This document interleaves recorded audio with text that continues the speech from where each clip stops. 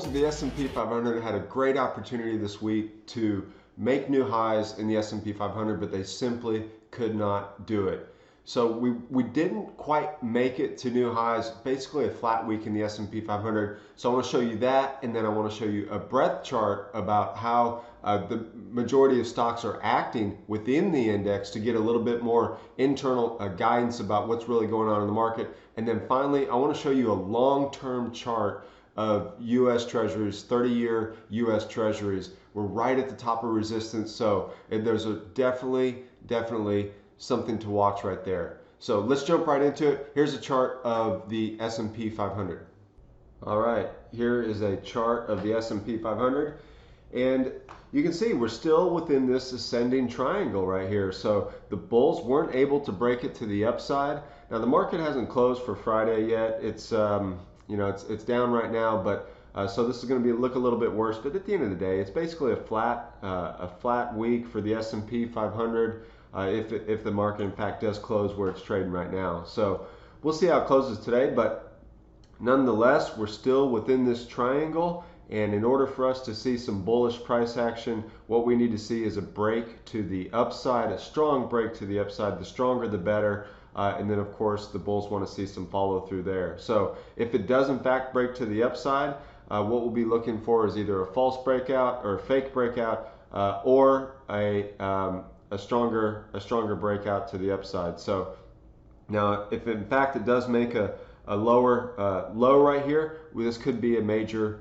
trend reversal. So we'll continue to watch that and see if we can in fact continue to the downside, or if we can see some bullish price action. Maybe this is what they call a cup and handle right here. So here's the cup, and then this would be the handle, shoot to the upside. All right, we'll see. Be an interesting week for that. But that's what we're watching. We're watching either for a break to the upside or a continued move to the downside. All right, this next chart is a chart of the bullish percent index versus the S&P 500.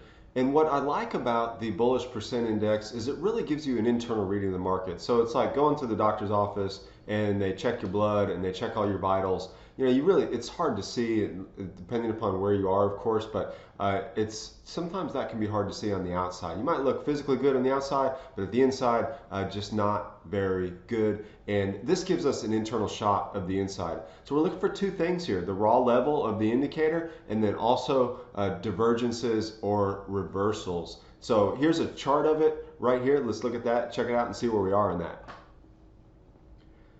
So you can see right here, here's a chart. Here's the S&P 500 down here, the bottom one, and then the top is the bullish percent. And the bullish percent is simply the percentage of stocks in a buy signal with point and figure charts or X and O's. But anyways, what I like about those, I've said it before, is that there's a clear rule for buying, for a buy signal and a sell signal in point and figure chart. So this just tracks that right here.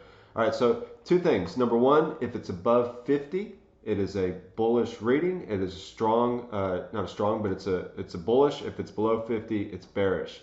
The second thing that we're looking for, so right there, it's bullish. The second thing that we're looking for are divergences. So I want to show, like, for example, here is a divergence right here. You can see back here, price was higher. We had a little bit of a pullback and then some positive action. And then from here was a larger divergence, right? So we saw stocks made it, most of the majority, 80% of the stocks were in a buy signal, and then that started to wane. Market kept to go higher, which that meant is like less stocks were leading the index higher, and then we saw a pullback. And then of course we saw it again here, never quite made it up to those levels, and then now here we never even made it to above 70. So some people would look at this and they would say, hey, we never even got to another buy signal. Like, for example, this was a buy signal above 70, gets in 70, you got to buy it strong, and you remain it until it's above 50. So that didn't work really. It's basically break even if you got in according to that rule. But that's one way that some people can get a very strong buy or sell signal from this indicator. At any rate, you can see we've got a divergence right here, higher price, basically a minute lower price, but the oscillator is in fact much lower. So we'll see if this divergence right here, this is what's called the negative divergence, is an indicator of lower prices ahead, but that's certainly what it's signaling right now. All right, this last chart that we're going to look at is U.S. Treasuries, 30-year U.S. Treasuries. Now, bonds in general have done really well lately, had a good run.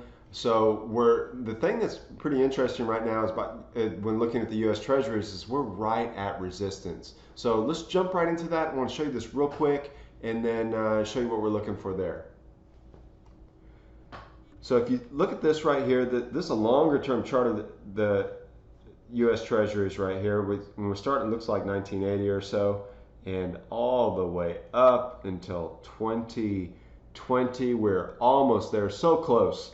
But what is really interesting right here is that we had this high, we broke out to the upside, did not last, and all the way down to prior to this leg that really started all this entire up move right here.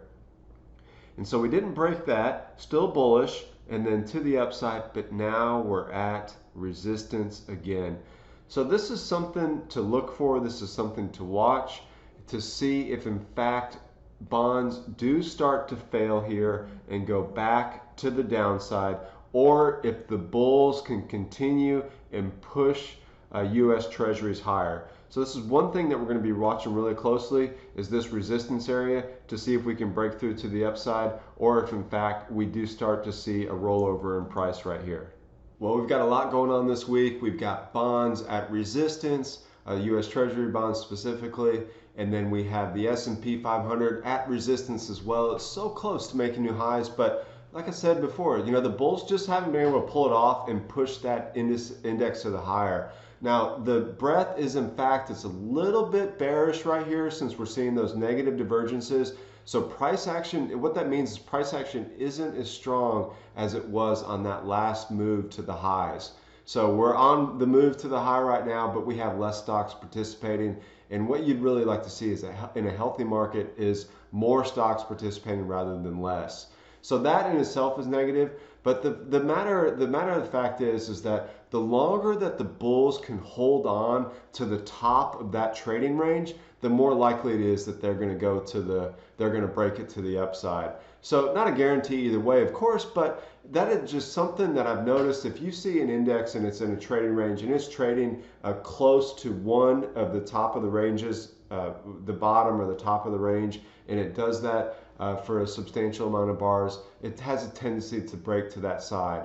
So that's why I say if the longer that the bulls can hold the index closer to the highs, the better off, or the better probability they have to break into new highs. So hey, look, with that, have a great week. If you like the video, subscribe, like, let me know what you think about the market, and we'll talk to you next time.